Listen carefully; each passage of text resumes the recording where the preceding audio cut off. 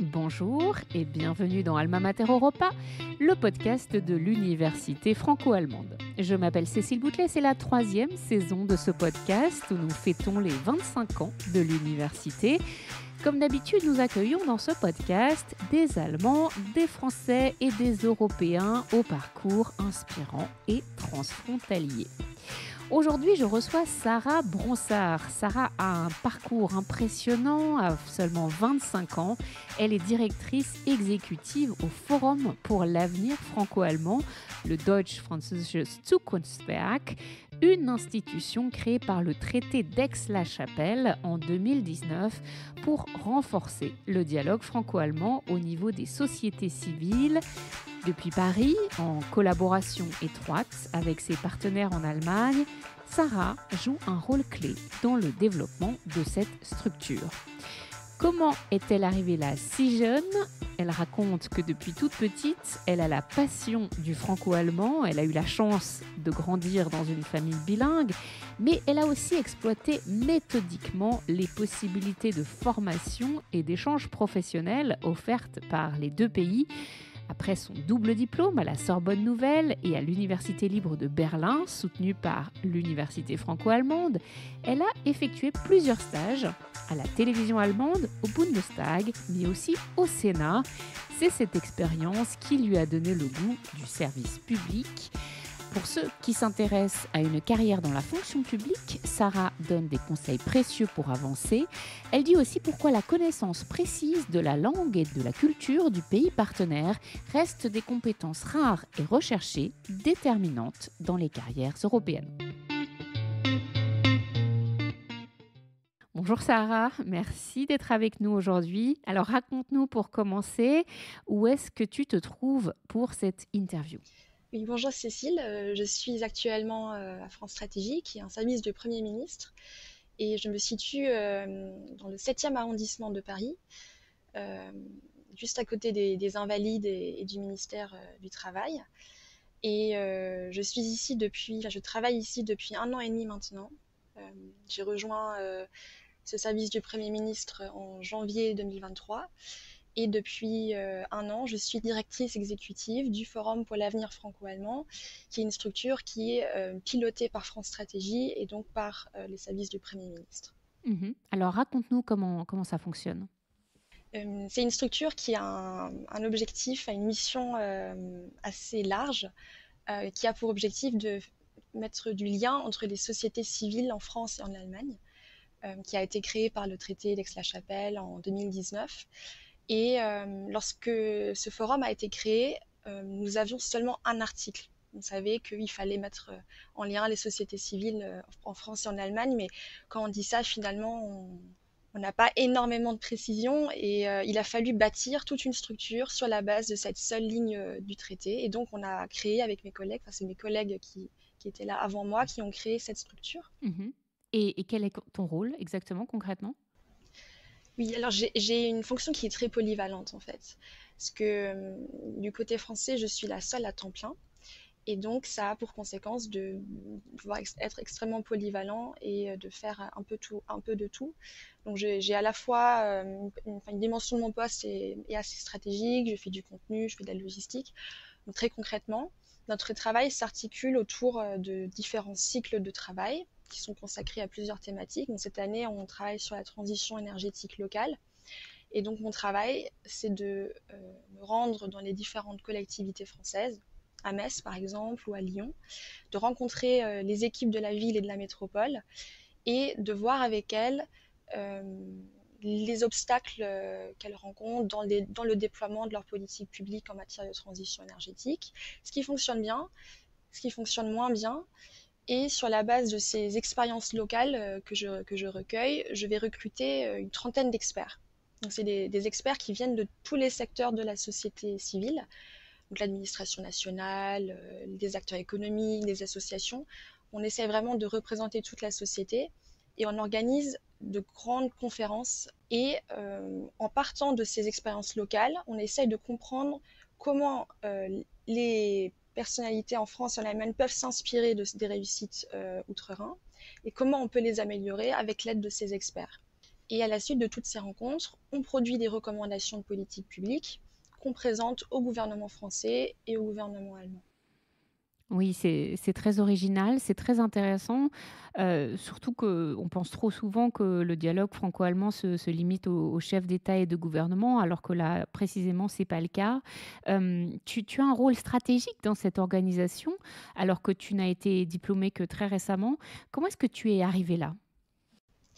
Alors ça a été assez naturel pour moi. Le franco-allemand a vraiment toujours été le fil rouge qui a caractérisé tout mon parcours, à la fois personnel, mais aussi professionnel. Je suis née dans une famille franco-allemande, ma mère est allemande, j'ai grandi dans un environnement où je parlais les deux langues dès ma naissance.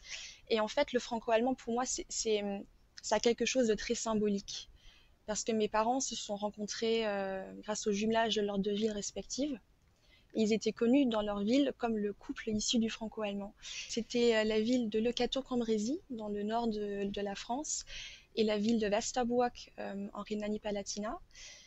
Et cette histoire me marque beaucoup parce que j'ai vraiment conscience que ce n'est pas une évidence et que j'ai un peu l'impression d'être la fille de la réconciliation franco-allemande ou de l'amitié franco-allemande. Enfin, j'ai vraiment cette fibre presque historique en moi et ça m'a toujours beaucoup marqué. Et donc j'ai décidé de centrer tout mon parcours sur le franco-allemand de manière très naturelle. J'ai fait un bac franco-allemand, un abi-bac.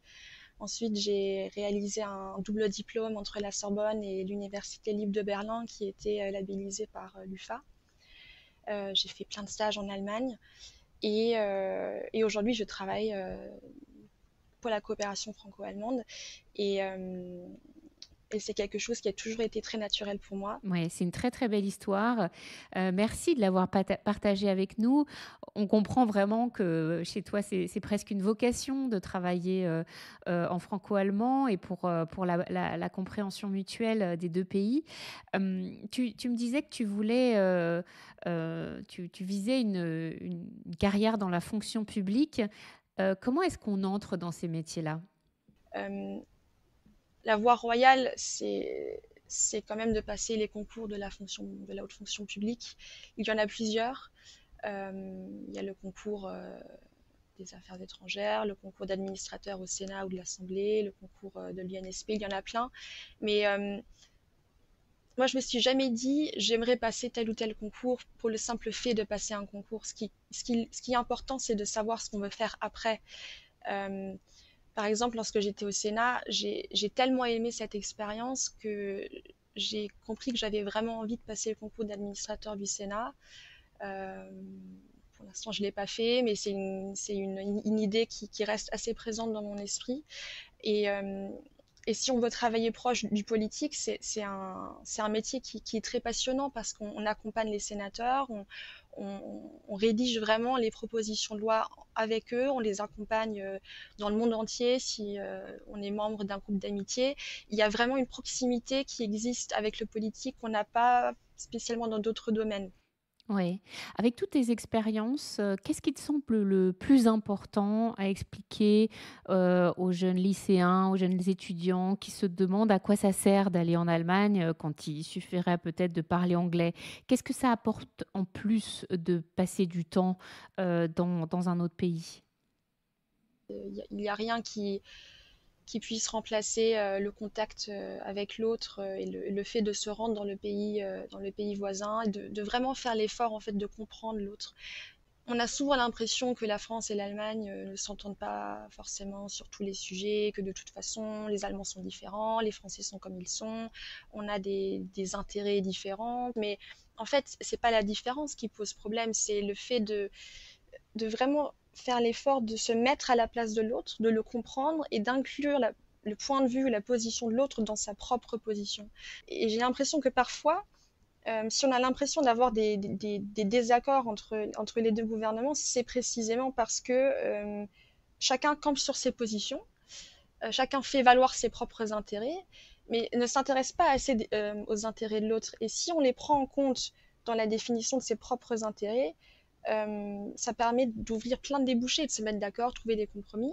C'est pour ça que inclure un semestre d'échange dans ses études, faire un stage dans l'autre pays, il n'y a rien qui puisse remplacer l'expérience à l'étranger pour vraiment connaître l'autre et savoir comment il pense, comment il interagit, connaître son histoire, sa culture. Il y a plein de choses qu'on ne peut pas apprendre dans les livres, qui ne puissent pas être transmises dans un cours magistral de manière très verticale. C'est une expérience en fait.